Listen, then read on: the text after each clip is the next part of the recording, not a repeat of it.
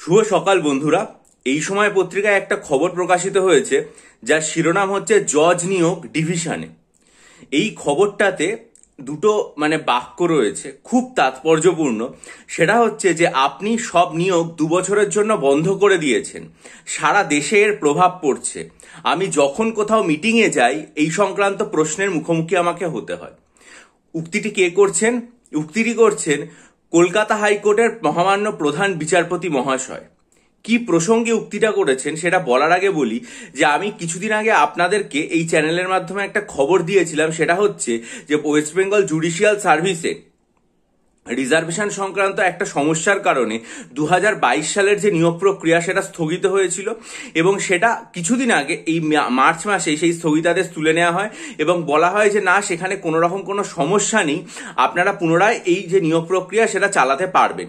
কিন্তু যে পরীক্ষার্থী এটার বিরুদ্ধে মামলা করেছিলেন সিঙ্গেল বেঞ্চের রায় তিনি আদৌ সন্তুষ্ট হননি।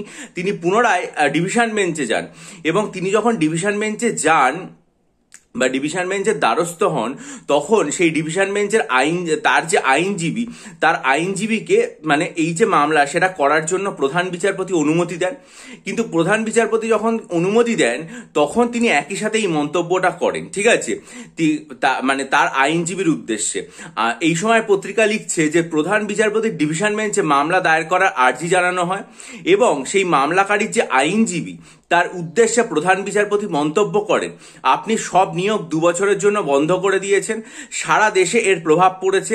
আমি যখন কোনো মিটিংয়ে যাই এই সংক্রান্ত প্রশ্নের মুখোমুখি আমাকে হতে হয়। যদিও তাকে মামলা দায়ের করার অনুমতি দিয়েছেন ডিভিশন বেঞ্চ। রাজ্যের মহকুমা এবং জেলা পর্যায়ের আদালতগুলোতে বিচারক নিয়োগের যে অনিয়ম, সেক্ষেত্রে এর আগে সিঙ্গেল বেঞ্চে মামলা করেছিলেন ওই প্রার্থী। গত বছর সেখানে স্থগিতাদেশ দিয়ে দীর্ঘ শুনানি হয়, শেষ পর্যন্ত স্থগিতাদেশ প্রত্যাহার করে দেওয়ার অনুমতি দেওয়া হয়। বছর খানেকের বেশি এই নিয়োগ প্রক্রিয়া আটকিয়েছিল। প্রধান বিচারপতি সেই প্রসঙ্গেই এটা উল্লেখ করেছে বলে মনে করছেন আধিকারিকরা। এবার সিঙ্গেল বেঞ্চের যে স্থগিতাদেশ প্রত্যাহারের রায় তাকে চ্যালেঞ্জ করে ওই পরীক্ষার্থী চলে গেলেন ডিভিশন বেঞ্চে।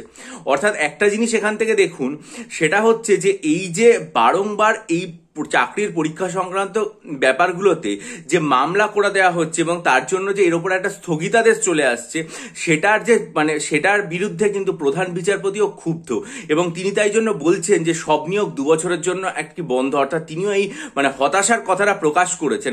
আর এটার প্রভাবে যে উনি যেখানেই মিটিংয়ে যাচ্ছেন তাকে এই বিষয়ে প্রশ্ন মুখোমুখি হতে হচ্ছে, সেটাও যে ওনার কাছে খুব একটা সুখপ্রদ ঘটনা নয়, সেটাও উনি কিন্তু এই মন্তব্যের মাধ্যমে বুঝিয়ে দিয়েছেন।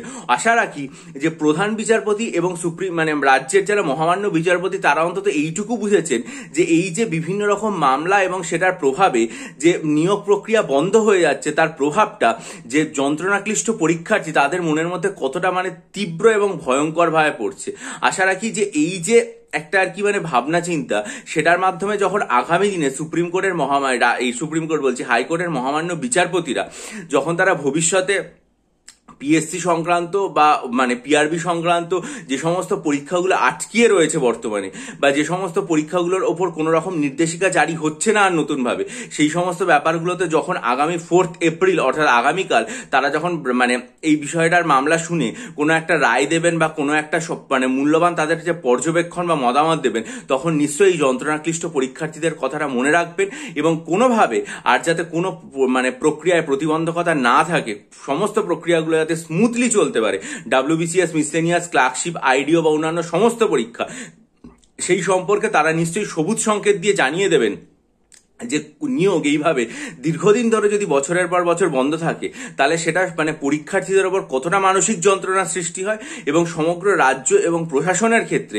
যে তার কার্যক্রম চালাতে কতটা অসুবিধার মুখোমুখি হতে হয়, সেটা ভেবেই নিশ্চয়ই তারা অনেক প্রাজ্ঞ, আমাদের থেকে অনেক বেশি জানেন। আমরা তুচ্ছ সাধারণ মানুষ, তারার কাছে এইটুকু অন্তত আশা রাখা যায় যে তারা যখন আগামীকাল এই বিষয়টা সম্পর্কে কোনো পর্যবেক্ষণ, মতামত বা আলটিমেট একটা কিছু বলবেন, সেটা বলার সময় তারা এই বিষয়টা মাথায় রাখবেন যে ক্লার্কশিপ, মিসলেনিয়াস, WBCS, আইডিও, তারপরে MVI সমস্ত পরীক্ষা যেন স্মুথলি চলতে পারে, অনগোয়িং রিক্রুটমেন্টে যেন কোনো বাধা না আসে, সমস্ত পরীক্ষার নোটিফিকেশন যেন দ্রুত বেরোয়। আর এইরকম যন্ত্রণাক্লিষ্ট পরিস্থিতির মধ্যেও যারা মনে করবেন যে মিসলেনিয়াস ও ক্লার্কশিপের প্রস্তুতি চালিয়ে যেতে, তারা আমার কাছ থেকে ডিসক্রিপটিভ বাংলা, ইংরেজি, কারেন্ট অ্যাফেয়ার্স এবং অ্যারিথমেটিকের স্টাডি মেটেরিয়াল নেবেন। তারা 19 জানুয়ারি, 9 ফেব্রুয়ারি এবং 2 মার্চের ভিডিও মনোযোগ দিয়ে দেখে ডিসক্রিপশন বক্সে দেওয়া জিমেল আইডি, সেটার মাধ্যমে আমার সাথে যোগাযোগ করবেন। ভালো থাকুন, বিজয়ী হন, সফল হন। চ্যানেলটা সাবস্ক্রাইব করে বেল আইকন প্রেস করুন। আপনাদের মূল্যবান মতামত দিয়ে আমায় ঋদ্ধ করুন। ভালো থাকবেন।